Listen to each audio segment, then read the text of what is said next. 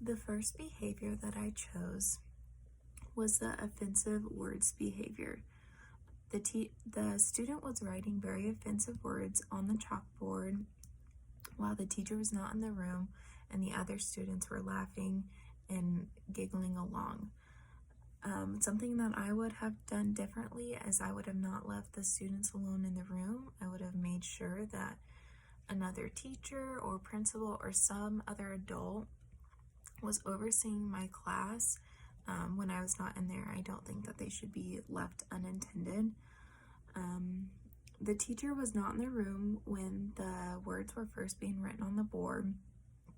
After she walked in, she saw that what was written on the board, and she told the boy that he needed to erase it, and that she would see him after class. The student asked if he had missed a word, and the student started laughing, and another student told the teacher a word that wasn't up there.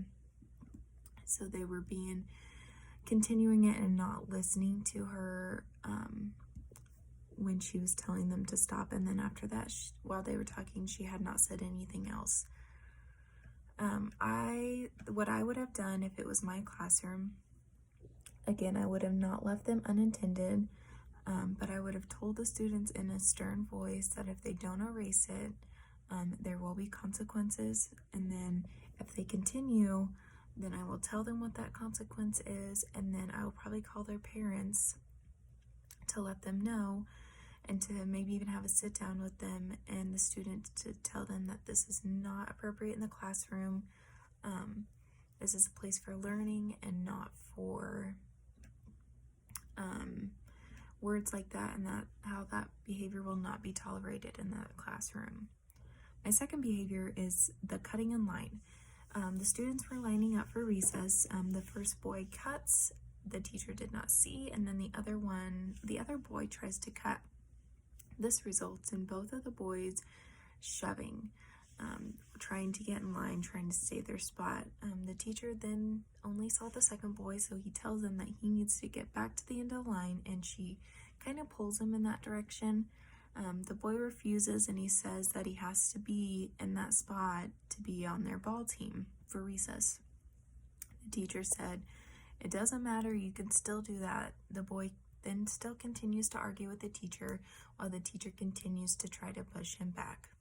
Something I would have done differently is that I would have not put my hands on the student.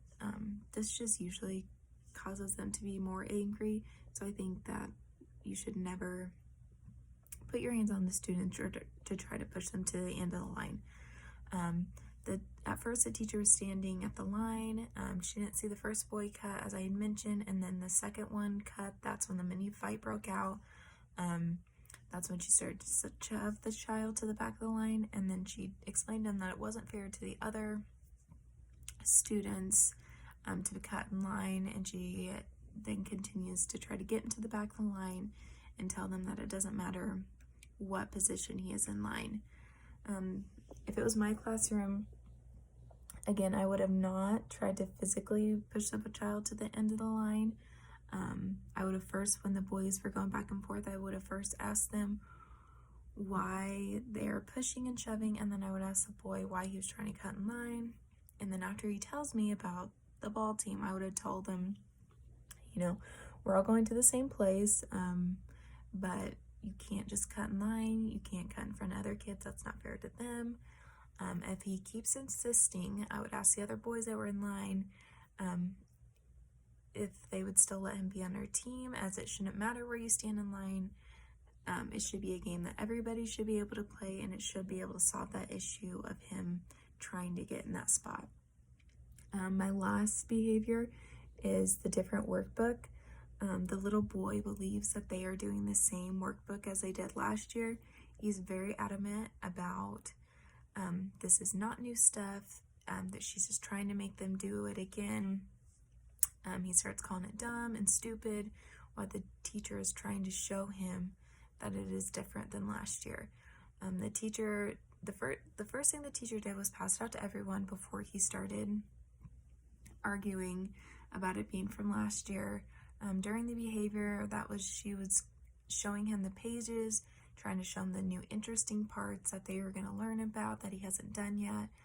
Try to show him the different covered photos to see if he can remember what it was last year. At one point she walks away to talk to another student, but at the end she does come back and tries to keep explaining to the student that it is not from last year. If it would have been my classroom, I would have told them that I will pull one out from last year. Most teachers keep their material from the year before. So I would say I will pull one out from last year to show you that it's different. And just tell them, I understand that it looks the same and similar, but it's not the same. We're learning new stuff. They're really exciting. But I would try to pull one out and to show him the difference between what they did last year and what we are doing this year.